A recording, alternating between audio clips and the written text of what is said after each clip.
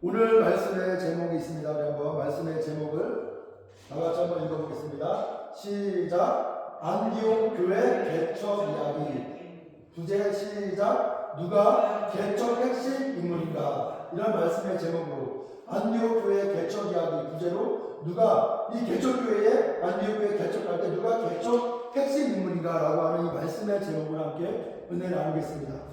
저는 지금 계속해서 이제 사도행전을 강의하고 있습니다. 오늘 본문은 11장 안디옥 교회 개척 초기 이야기입니다. 이 안디옥 교회는 사도행전 중반부터 등장하는 매우 중요한 교회 중에 하나입니다. 그 이유는 이 안디옥 교회가 이방 선교의 전초 기지로 사용되었고, 이 사도 바울의 서신들이 안디옥 교회에서의 선교와 교회 개척을 시작으로 본격적으로 이 바울 서신들이 작성이 되었기 때문입니다. 이처럼 안디옥 교회는 신약 성경에서 역사 속에서 중요한 역할을 하고 있다는 거죠. 그럼 여기서 질문을 제가 한번 하나 해보겠습니다.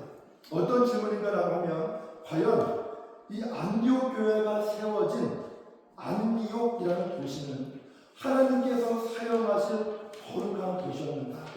하나님의 거룩한 교회가 세워질 그 준비된 도시였는가? 우리 한번 이 질문부터 시작해 보면서 말씀을 함께 나누겠습니다. 대답은 뭐냐? 1번, 안디옥, 타락한 도시에서 교회가 세워지다. 사실 이 안디옥의 도시, 안디옥은 1세기 그 당시 로마 제국 하에서 가장 큰 도시들 중에 하나였습니다. 예를 들어서 3대 큰 도시가 있어요. 로마, 알렉산드리아, 그리고 바로 이 안디옥입니다. 이 안디옥은 그 당시에 세 번째로 그 당시에 큰 도시였습니다. 이 안디옥은 경제적으로 또 정치적으로도 굉장히 중요한 위치를 차지하고 있었습니다. 그러나 여기서 중요한 것은 이 안디옥의 시기는 결국 하나님께서 사용하실 만한 거룩하고 준비된 도시가 아니었다는 거예요. 1세기 역사에서 이 안디옥은 어떤 도시와 같았냐? 마치 고린도 도시처럼 굉장히 타락한 도시였다는 거죠. 사실 이 안디옥 도시는 성적으로도 도덕적으로도 매우 부패한 죄악의 도시였습니다. 이 안디옥 도시는 다양한 민족, 다민족, 또 다문화로 인해서 이 안디옥 도시는 동료적 다원주의가 굉장히 심한 도시가 바로 이 안디옥 도시였다는 거죠. 오늘날로 보면 마치 그 미국의 LA에 보면 그 라스베가스와 같은 딱 그와 같은 모습이에요. 이 안디옥 도시는 이 라스베가스와 같은 이 향락과 유흥의 도시가 바로 안디옥 도시였다. 그리고 그 당시 이 안디옥 도시가 얼마나 타락과 죄악의 도시였는지 기독교 역사뿐만 아니라 이 일반 역사가들, 이 세상 역사가들의 이 연구에 보면 이런 풍자가 있습니다. 제가 나중에 이제 PPT로 이제 그 안디옥 도시 제가 보여드리겠지만, 그 안디옥 도시의 가운데 흐르는 큰 강이 하나 있어요. 뭐냐면 오론테스라고 하는, 마치 서울의 한강처럼 오론테스라고 하는 이 강이 그 안디옥 도시를 흘러가는데, 세상 일반 역사가들이 어떻게 풍자했냐면, 오론테스의 강이 로마까지 흘러 들어가 로마를 오염시켰다 라고 하는 말이 있을 정도로 안디옥은 기독교 역사뿐만 아니라 이 세상 역사에서도 굉장히 죄악과 타락의 중심이셨다는 거죠. 이제 이것이 제가 지도입니다. 여기가 지중해고, 여기가 지중해고, 여기가 이제 여기 로마입니다. 그리고 여기가 예루살렘이죠. 여기가 가이사라고, 여기 시리아가 있고, 지금 내전 중이죠. 여기 내전 중 전쟁 중이고, 바로 위에 안디옥이죠. 안디옥. 지금 오늘 보면 안디옥 교회는 여기서 시작된 교회예요. 안디옥 교회가. 그런데 이 도시가 그 정도 굉장히 타락한 도시였다. 여기 이제 안디옥에 이렇게 크게 흐르는 강이 있어요. 여기 크게 흐르는 강. 여기 보시죠? 오론테스. 여기 로마에 강이 있어요. 로마에도 큰 강이 있어요. 뭐요? 티베르. 시리아에는 오론테스 강이 있고, 로마에는 티베르 강이 있는데, 이렇게 얘기하는 거예요. 마치 이 오론테스에 흐르는 이 강물이 티베르 강까지 흘러가서 안디옥도 타락했지만 이게 로마까지 흘러 여기도 타락한 영향을 받았다. 이런 정도로 굉장히 이 안디옥은 굉장히 타락한 도시였다는 거죠. 그런데 사실 이 오론테스의 강 있죠. 오론테스의 강은 사실 이렇게 멋지게 보이기도 합니다. 다시 얘기하면 이 오론테스의 강이 겉으로는 이렇게 멋지게 보이기도 합니다. 그러나 보이는 것이 전부가 아니라는 거죠. 그 안에 무엇을 담고 있는지는 아무도 모른다. 이 안디옥이라는 도시는 겉으로 보기에 굉장히 아름다워 보이기도 합니다. 하지만 그 안에 무엇을 담고 있는지는 아무도 모른다. 우리는 이것을 항상 명심해야 되는 거죠. 하지만 여기서 중요한 것이 있습니다. 하나님은 바로 이 그 죄악의 도시, 이 타락의 도시, 그곳을 영혼 구원의 영적인 전초 기지로 사용하시기로 결정한다는 거죠. 안디옥이 세상적으로 보면 하나님의 일을 할 수 없을 만큼 타락하고 부패한 도시였지만 하나님은 이 안디옥을 거룩하게 만드신다는 거예요. 오늘 본문 21절과 23절 보면 하나님의 역사에 대해서 두 단어로 함축해서 표현하는 말이 나옵니다. 21절과 23절에 이 두 단어가 나와요. 어떤 단어냐? 주님의 손이 그들과 함께 하시며 23절에 하나님의 은혜가, 이런 두 단어가 나와요. 즉 주님의 손과 하나님의 은혜를 하나님께서 부패한 그곳, 그 안디옥에 부어주셨다. 하나님의 손길과 하나님의 은혜가 부패하고 타락한 도시를 하나님의 거룩한 교회가 세워질 곳으로 만드셨다는 거죠. 하나님의 죄악보다, 우리의 부패함보다 더 큰 것은 뭐냐? 바로 하나님의 은혜라는 거예요. 그래서 하나님이 우리의 모든 부패와 죄악, 타락을 그 하나님이 다 용서해 주실 수 있는 그 은혜가 하나님에게 있다는 거죠. 하나님의 은혜가 임할 때 불가능한 것은 없습니다. 부패한 모든 것은 거룩하게 되고 타락한 모든 것도 깨끗하게 씻겨진다는 거예요.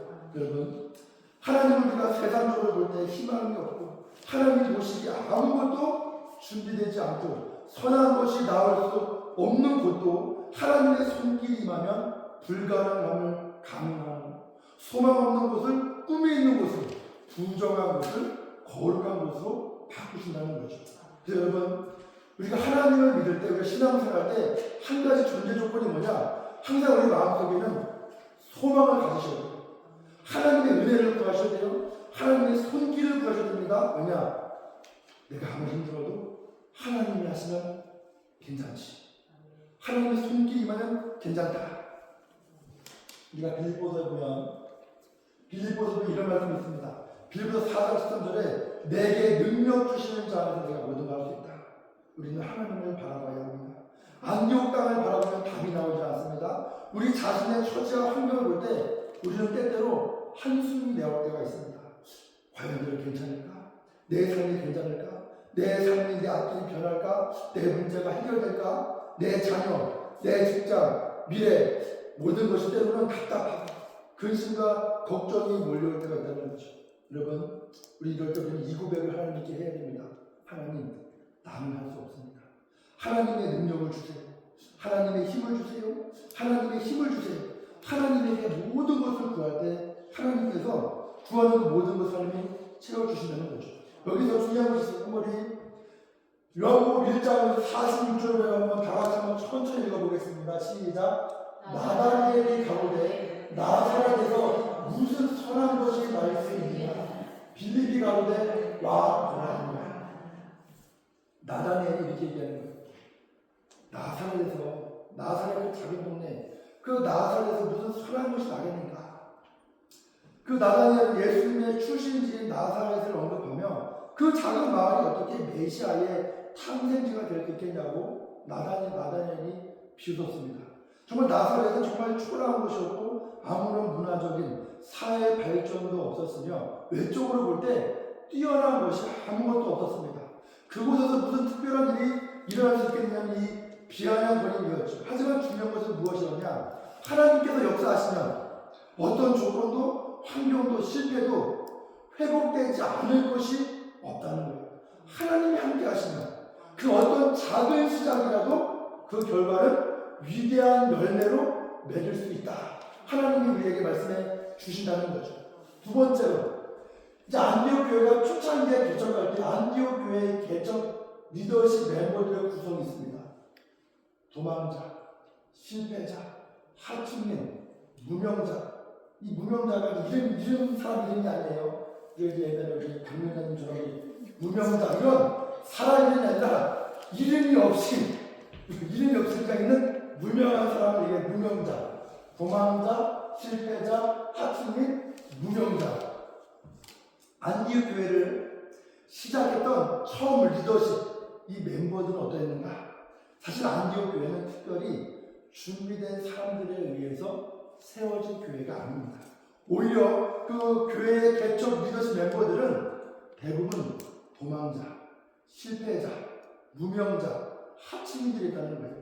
예루살렘에서 박해를 피해서 도망한 사람들이 안디옥에 왔고 구부로 섬에서 안디옥으로 전도를 한 사람들은 하층민이었다고 수정을 하죠. 왜냐하면 이 구부로 섬은 구리 광산업으로 굉장히 유명했기 때문에 그런 일에 종사하던 노동자들이 안디옥까지 와서 안디옥의 핵심 개척 멤버들이 됐다는 거예요. 또 사도 바울은 어떤 사람이었는데 사도 바울은 사실 우리가 사도 바울을 시작해서 굉장히 유명하지만 사도 바울은 초반에 어떤 사도 바울도 초반에는 다메섹에서 전도하다가 실패하고 쫓겨나가서 예루살렘에서 또 전도하다 실패해서 결국에는 본인 고향인 다소로 돌아가 실패자였습니다.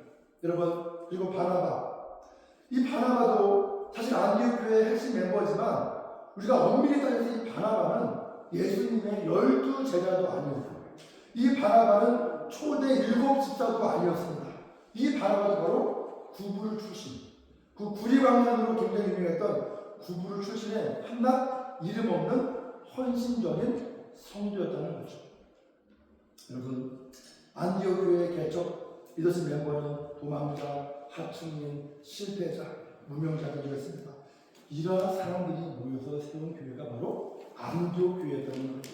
세상적으로 볼 때 이 안디옥 교회의 초기 개척자들은 어떻게 보이냐, 그저 어준이 떠준이처럼 세상 사람들의 눈에는 보였다는 거죠. 그러나 하나님께서 그들을 통해 놀라운 일을 이루셨습니다. 인간의 눈에는 보잘것 없는 자들, 그들을 통해 하나님의 나라가 확장이 된다는 거예요. 여기서 여러분 우리가 중요한 생각이 있어요.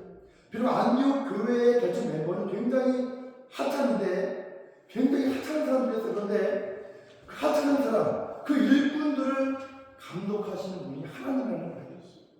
이게 중요해요.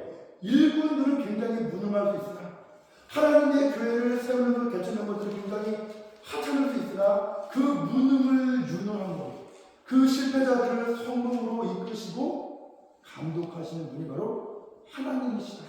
여러분, 일꾼은 무능해요. 하지만 그 일꾼을 감독하시는 분이 하나님이시기 때문에 안디옥 교회가 성공했다는 거죠. 제가 여기서 좀 쉬운 질문을 하겠습니다. 이 바나나 보이시죠? 이 바나나가 있는데 제가 여기서 질문 하나 할게요. 이 바나나 이 한 개 가격이 요즘 얼마나 주는 것 같아요? 바나나 한 개 하나 가격. 바나나 하나 가격. 제가 여기서 바나나 키로당 3.9불. 예를 들어서 여기서 질문제 1번. 한 송이가 아니라 한 개 얘기하는 거예요. 한 개. 1.5불. 2번 15불. 3번 150불. 바나나 한 개입니다. 4번 1,500불. 5번 15,000불. 바나나 한 개 가격이 얼마일 것 같으세요? 제가 이걸 맞추시면 제가 선물을 드리겠습니다. 스타벅스 제가 저 쿠폰 드릴게요. 얼마인지 보세요. 마음속에 한번 검색해 보세요. 뭐 바나나 하나 값이야 뭐 1불 좀 되려나? 그런데 중요한 게 뭐냐면 이 바나나가 최근에 한 유명한 예술가가 바나나를 이 마트에 있는 이 바나나를 벽에 붙여가지고 작품으로 만들어서 12만 달러. 다른 게 없어요.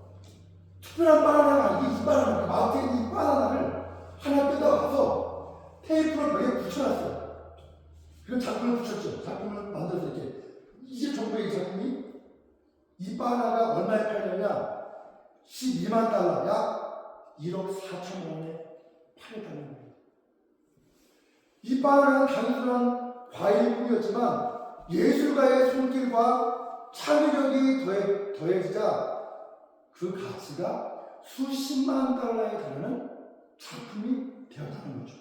여러분, 마찬가지로 세상에서는 정말 보잘것없고 하찮게 여겨지는 사람들도 이 하나님의 손길이 더해지면 그 가치와 목적이 달라진다는 사실을 우리는 꼭 기억해야 됩니다. 여러분, 하나님의 손길과 은혜가 하시는 일은 무엇이냐? 일상적이고 평범한 것을 예술 작품으로 만드신다는 거예요. 여러분, 이름이 뭐냐? 코미디언. 저 웃음이 절로 나오죠?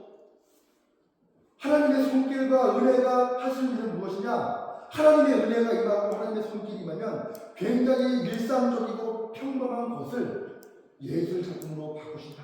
여러분, 누구에게 붙들려 있는가?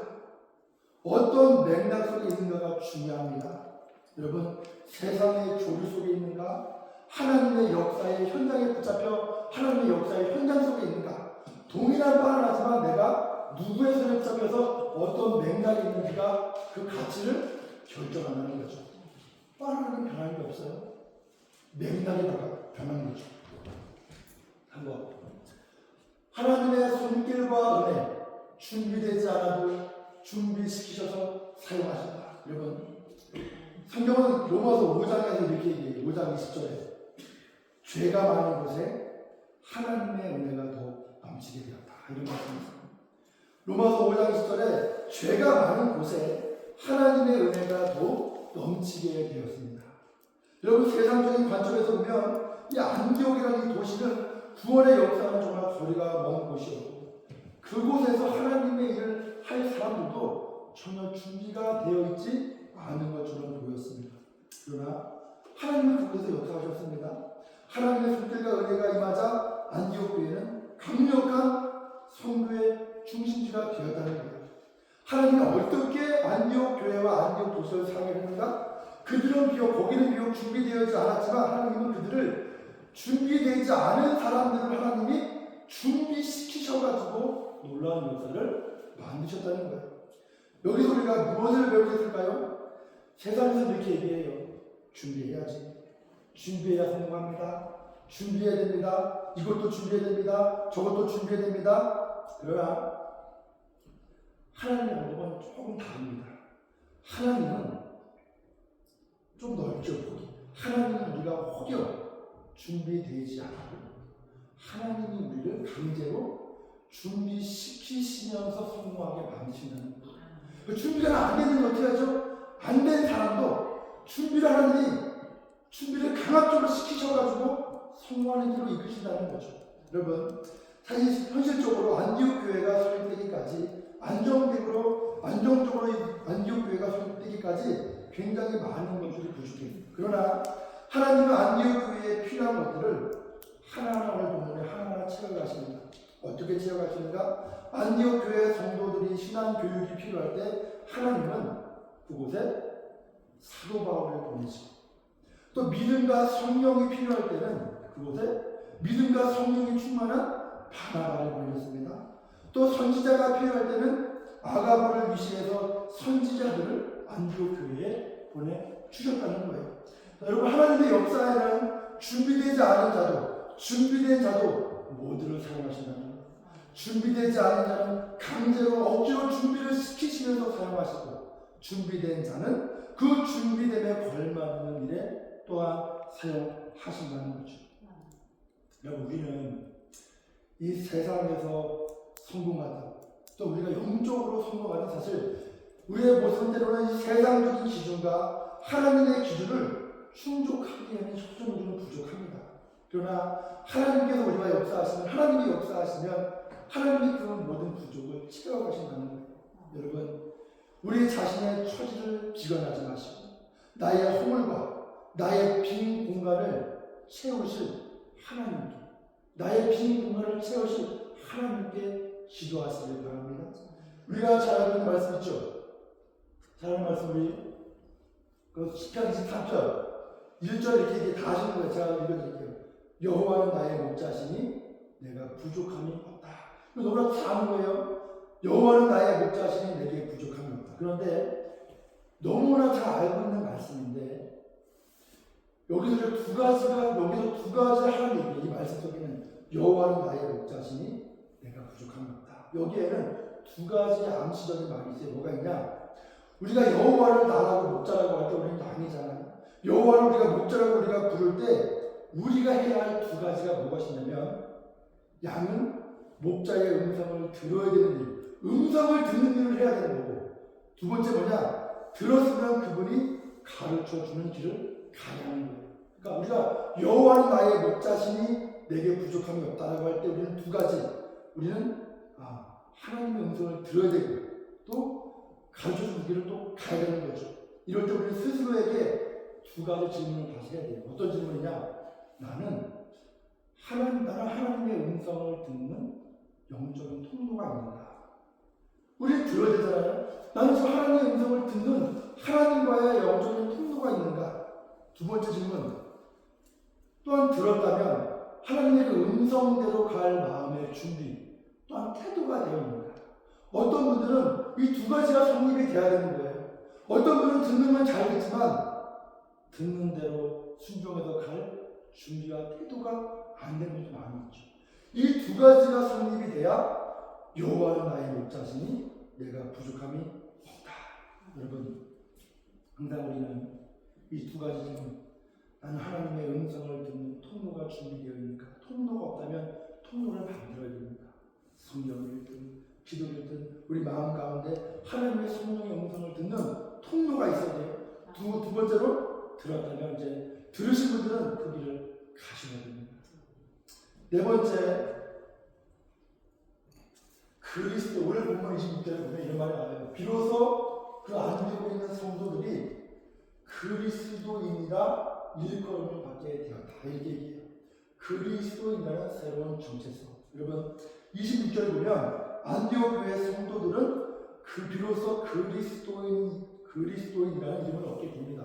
정확하게 이런 말이에요. 그리스도인을 스스로 말하는 게 아니라 그리스도인이라는 일컬음을 받았다는 얘기예요. 세상 사람들이 그들을 그리스도인 이렇게 불렀다는 의미죠. 사실 우리가 이 성경 말씀을 그대로 읽으면 저 의미가 어떤 의미인지를 우리가 쉽게 이해할 수 없지만, 그 1세기 왜 이게 무슨 의미냐, 이 성경의 말씀이 1세기에 이게 어떤 의미냐면 사실 이게 좋은 표현이 아니에요. 우리는 이게 뭐 그런가 보다, 그리스도인, 크라이스트를 따르는 분, 뭐 당연하지만 이게 그런 맥락에서 쓰여진 단어가 아니라는 거예요. 이 성경이 1세기 안디옥에서 그리스도인이라는 말은 어떤 표현이냐면 경멸과 조롱의 표현이 말이에요.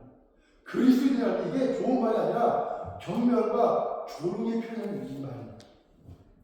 세상 사람들의 눈에, 1세기 그 안디옥 사람들의 눈에 비친 안디옥 교회의 성도들, 그리스도를 따르는 자들은 어떤 사람들이었냐? 새로운 왕국, 하나님의 왕국을 꿈꾸는 사람들이었기 때문에 세상 사람들은 이 성도들을 어떻게 봤냐면 기존의 정치 체제와 종교 체제에 도전하는 존재를 봤다는 거죠. 로마인들에게는 로마 제국의 통치 질서를 혼란케 하는 자들, 유대인들에게는 유대 종교 질서를 혼란케 하는 자들로 이 사람들이 보였다는 거죠. 그리스도인할 때 이 말은 조롱과 경멸에 표현했다는 거예요. 그런데 여기서 중요한 것은 뭐냐면 이 그리스도인들이 새로운 왕국을 만드는 그 사람들이고 꿈꾸는 자들인데, 이 그리스도인들이 그 당시에 위협적인 존재가 아니라 왜 조롱의 대상, 경멸의 대상으로 여겨진 이유가 있습니다. 왜 이들이 조롱의 대상, 경멸의 대상으로 여겨진 이유는 세상 사람들이 안디옥 교회에 와서 그 그리스도인들의 구성원들의 멤버들을 다 한 명을 보니까 그 멤버들의 모습이 실패한 자요, 도망자요, 하층민들이요, 무명한 자였다는 거예요. 그러니까 안디옥 교회 구성 멤버들이 그들은 새로 하나님 나라를 꿈꾼다고, 기존 체제를 반대하고 하나님의 나라를 꿈꾼다고 막 선전하는데 그 구성원들을 보니까 너무나 권력자도 없었고 부자도 없었고 능력자도 없었습니다.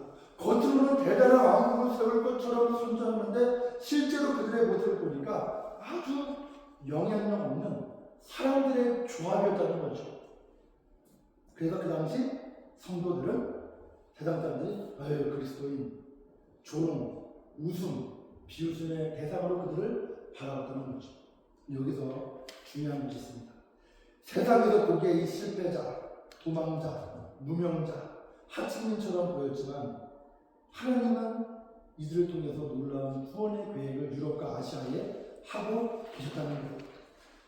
이 사도 바울이 이 고린도후서 6장에서 이 그리스도에 대해 이 정체성을, 이 그리스도인이 누구인가라고 하는 이 정체성을 가장 잘 설명하는 표현이 고린도후서 6장에 나옵니다. 제 생각에서는 그리스도인, 크리스찬이 누구인가라고 하는 이 정체성을 가장 잘 설명한 표현인 것 같아서 제가 우리 PPT 준비했습니다. 우리 이 노란색 8장 B 부분이 노란색부터 한번 천천히 우리가 그리스도인, 우리가 크리스찬인데 크리스찬이 어떤 사람인가라는 정체성에 대해서 사도 바울이 고린도후서 6장에 얘기하고 나온 건데 천천히 한번 읽어보겠습니다. 이 노란색부터 시작. 우리는 속이는 자 같으나 참되게, 무명한 자 같으나 유명한 자요, 죽은 자 같으나 보라 우리가 살아있고, 징계를 받는 자 같으나 죽임을 당하지 아니하고, 근심하는 자 같으나 항상 기뻐하고, 가난한 자 같으나 많은 사람을 부유하게 하고, 아무것도 없는 자 같으나 모든 것을 가진 자다. 여러분,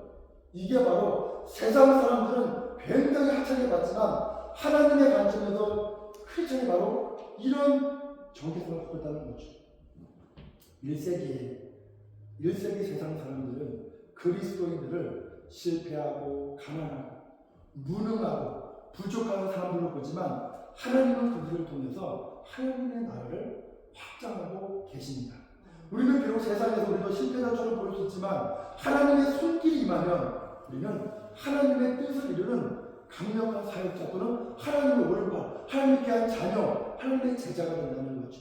여러분, 여기서 우리가 1세기 세상 사람들이 그리스도인을 조롱과 비웃음의 대상으로 바라본다. 사실 어느 정도는 맞는 부분도 있어요. 왜냐하면 잘 생각해보세요.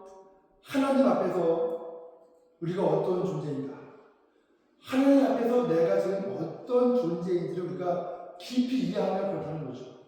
우리는 예수 그리스도의 은혜 없이는, 하나님의 은혜 없이는 성공한 것 같아도 결국은 실패자일 수밖에 없고, 하나님의 은혜가 없으면 내가 당장은 유명한 것 같아도, 유명한 사람도 있지만 하나님의 은혜가 없으면, 예수 그리스도의 은혜가 없으면 결국에는 죽을 운명으로 끝날 수밖에 없다는 거죠. 우리가 부유한 것 같아도 하나님의 은혜가 없으면 결국은 가난한 자요, 내가 지금은 건강한 것 같아도 결국에는 죽을 운명으로 끝날 것이라는 거죠. 하나님의 은혜, 예수님의 그 대속의 은혜가 없다면 죄악 속에서 지옥 갈 수밖에 없는 존재라는 겁니다. 이것이 우리가 하나님 앞에서 깨달아야 하는 과거의 우리의 죄된 정체성이라는 거죠.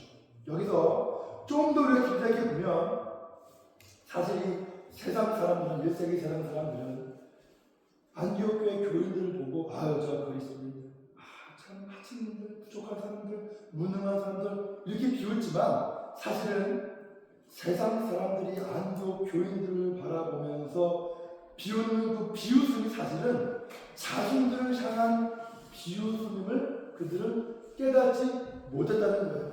여러분, 세상 사람들이 안디옥 교인들을 바라보면서 아유 저 하찮은 사람들, 무능한 사람들하고 이 비웃음이 사실은 본인들을 향한 비웃음을 그들은 몰랐다는 거예요. 제가 고린도후서 6장 8절에서 10절 말씀의 역설, 이 말씀을 거꾸로 하는 이 말씀의 역설이 바로 세상 사람들을 향한 표현이라는 거예요. 잘 들어보세요. 하나님 앞에서 세상 사람들, 그들은 유명한 자 같으나 무명한 자, 살아있는 자 같으나 죽은 자요, 근심 없는 자 같으나 근심 많은 자요, 징계받지 않은 자 같으나 징계받을 자요, 부유한 자 같으나 가난한 자요, 모든 것을 가진 것 같으나 아무것도 가지지 못할 자입니다. 여러분, 하나님의 심판대 앞에서 누가 진정한 성공자이고 누가 진정한 부유한 자이고 누가 진정한 유능한 자인지는 하나님께서 마지막 날에 하나님께서 판단하시고 판결하신다는 거예요. 여러분, 그러므로 세상 사람들이 그리스도인을 보고 하는 그 조롱과 비웃음은 사실 자기 자신들에게 해당되는 것임을 그들은 깨닫지 못했다는 거죠. 여러분, 마지막으로 하나님의 부르심에 즉시 순종하라. 순종의 타이밍. 제가 이 말씀을 하고 소리를 마치겠습니다. 사도 바울은 예루살렘과 다메섹에서 전도 활동에 실패하고 거의 10년을 실패자로 고향 다소에서 사도 바울은 무명자로 살아갔습니다. 그동안 아무도 그를 주목하지 않았고 사도 바울은 그가 무엇을 할 수 있을지 아무도 알지 못했습니다. 사실 사도 바울은 사람들의 기억에서 10년 시간이 지났기 때문에 사람들의 기억에서 사도 바울은 다 잊혀갔습니다. 그러나 한 분은 사도 바울을 10년 동안 지켜보시고 한 분은 사도 바울을 잊지 않으셨어요. 하나님은 10년 동안 사도 바울을 잊지 않고 계셨습니다. 많은 사람들은 사도 바울의 기억 속에 잊혀갔지만 하나님만큼은 사도 바울을 잊지 않고 10년 동안 주목하고 기억하고 계셨습니다. 여러분, 하나님께서 다메섹에서 사도 바울에게 주셨던 환상은 여전히 유효했고 하나님의 역사의 시간이 다가왔을 때, 이제 오늘 안디옥 교회가 개척될 때 하나님의 때가 타이밍이 다가왔습니다. 하나님은 바나바를 통해서 사울을 기억하게 하시고 다소를 찾아가서 사울을 불러서 안디옥으로 데리고 와서 사역을 시작하게 하셨다는 거죠. 하나님께서 사도 바울을 부르실 때 사도 바울은 지체하지 않았습니다. 사도 바울은 왜 하나님 이제 부르셨습니까? 내 10년 동안 내가 지금 무명자로 살았는데 왜 이제 10년 동안 가만히 계시다가 왜 지금 부르셨어요? 저 못합니다. 제가 10년 전에 저도 열정이지만 지금은 저도 기운이 없습니다.